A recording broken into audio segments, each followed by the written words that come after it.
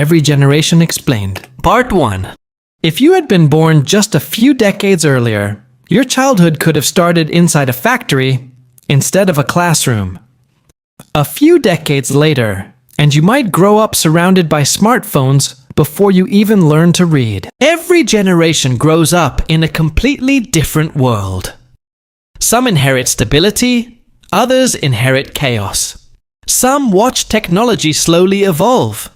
Others grow up while everything changes at once. The difference between generations isn't just about age. It's about the world that shaped them. In this video, we're going back to the beginning, to the children of the Industrial Revolution, and following the generations that built the modern world. Because before smartphones, before television, and even before electricity, childhood looked very different. Industrial age kids, 1800s. In the early 1800s, childhood often began with responsibility instead of play.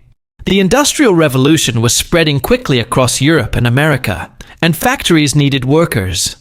Business owners realized that children were small, easier to manage, and cheaper to pay. So millions of kids started working. Textile factories were loud, crowded, and dangerous. Machines moved quickly, and threads snapped constantly. Children were sent between the moving parts to fix problems while the machines were still running. This wasn't rare, it was normal. Some kids worked 10 to 12 hours a day. Others worked even longer. Breaks were short and injuries were common. Many children lost fingers or suffered serious accidents. Outside the factories, coal mines depended heavily on children as well. Kids crawled through narrow tunnels, carrying heavy buckets or opening ventilation doors. Some spent entire shifts in darkness underground. Education wasn't always an option. Families needed the money. Sending a child to school meant losing income that helped pay for food. Yet while these children worked, the world around them was transforming. Steam engines powered trains across countries. Railroads connected cities. Telegraph wires allowed messages to travel in minutes instead of days. A child born in a quiet village might grow up watching their hometown turn into a crowded industrial city. These kids didn't just grow up in history. They grew up while the modern world was being built around them. The Lost Generation, born late 1800s. For children born in the late 1800s, life started with hope. But as they grew older, the world shifted toward conflict. World War I began in 1914. Teenagers suddenly found themselves becoming soldiers. Instead of planning careers, many prepared for war. The trenches stretched for miles across Europe. Soldiers lived in mud, rain, and constant danger. Artillery fire echoed day and night. Around 8.5 million soldiers were killed. Millions more were injured. Even after the war ended, another disaster followed.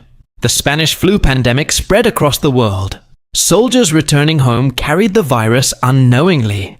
Cities filled with patients. Hospitals struggled to cope. An estimated 50 million people died worldwide. For many survivors, life remained difficult. Economies struggled. Then the Great Depression struck in the late 1920s. Jobs disappeared. Families lost homes. Young adults who had already experienced war and disease now faced poverty. This generation became known as the Lost Generation. Not because they were lost in life, but because their youth had been shaped by events unlike anything before. The Greatest Generation, 1901 to 1927. Children born in the early 1900s experienced both hardship and responsibility. Many grew up during the Great Depression, when unemployment soared and families struggled to survive. Kids helped support households. Some left school to work. Food became precious. Just as recovery began, World War II started. Young men were drafted. Families rationed food. Entire cities were bombed. The war affected nearly every household. Over 60 million people died worldwide. Despite this generation helped rebuild the world afterward. Economies recovered. Cities were rebuilt. New international cooperation emerged. They became known as the Greatest Generation for their resilience and determination. The Silent Generation, 1928 to to 1945.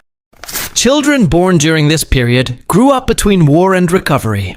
Stability was fragile, and families focused on survival. Kids learned discipline early. Waste was avoided. Helping family was expected. They were called the silent generation because they often prioritized stability over conflict. Their values shaped workplaces and families for decades. Baby boomers, 1946 to 1964. After World War II, optimism returned. Soldiers came home and started families. Birth rates surged, creating the baby boom. Suburbs expanded. Homes were built quickly. Cars became common. Television became central to family life. Music evolved. Rock and roll changed youth culture. This generation also led major social movements, including civil rights and anti-war protests. For the first time in decades, many children grew up in a world filled with opportunity. If you're enjoying this journey through generations, consider subscribing. Part 2 explores how technology transformed childhood completely, from latchkey kids to AI-powered classrooms. Because the biggest changes were still ahead. By the 1960s, the world had already changed dramatically. Factories gave way to suburbs. Radios turned into televisions. War survivors raised children in growing economies. But something even bigger was coming. Technology was about to reshape childhood once again. Computers, video games, the internet, and smartphones would create generations unlike anything before. And that's where part 2 begins.